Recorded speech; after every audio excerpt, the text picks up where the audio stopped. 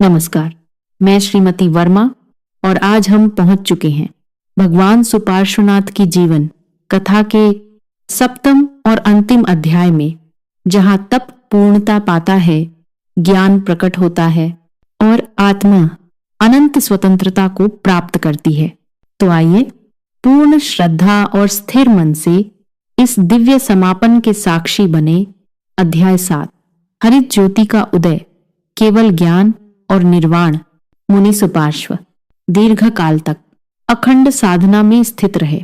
उनका जीवन अब बाहरी परिस्थितियों से अप्रभावित था। वन की निस्तब्धता उनकी चेतना का भाग बन चुकी थी।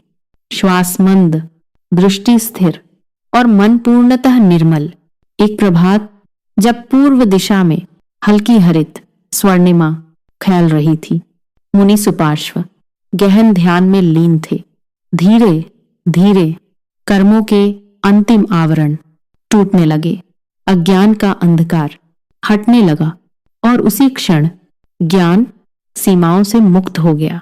भूत, वर्तमान और भविष्य स्पष्ट हो उठे। सभी जीवों का स्वरूप उनके समक्ष प्रकट हो गया। वह था केवल ज्ञान का दिव्य उदय।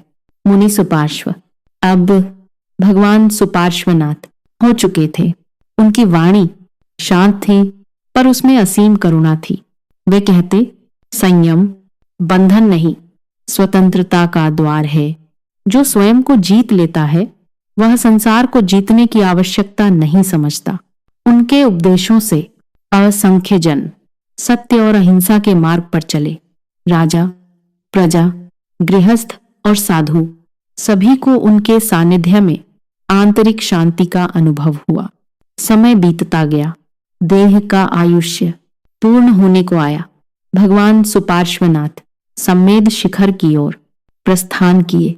वह पावन भूमि जहां अनेक तीर्थंकरों ने निर्वाण प्राप्त किया। गहन ध्यान में स्थित होकर उन्होंने शेष कर्मों का क्षय किया और फिर वह परम क्षण आया। जन्म और मृत्यु का चक्र समाप्त हुआ। आत्मा सिद्ध अवस्था में अनंत शांति में स्थापित हो गई। यह था निर्वाण। न कोई शोक, न कोई विदाई, केवल अनंत प्रकाश।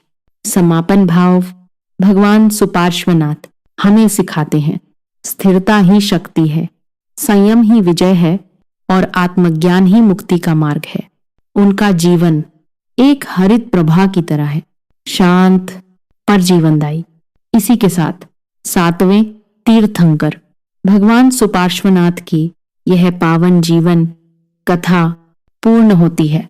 अगले अध्याय में हम आगे बढ़ेंगे 8वें तीर्थंकर की दिव्य कथा की ओर। उस नई आध्यात्मिक यात्रा के लिए हमारे साथ जुड़े रहिए। नमस्कार।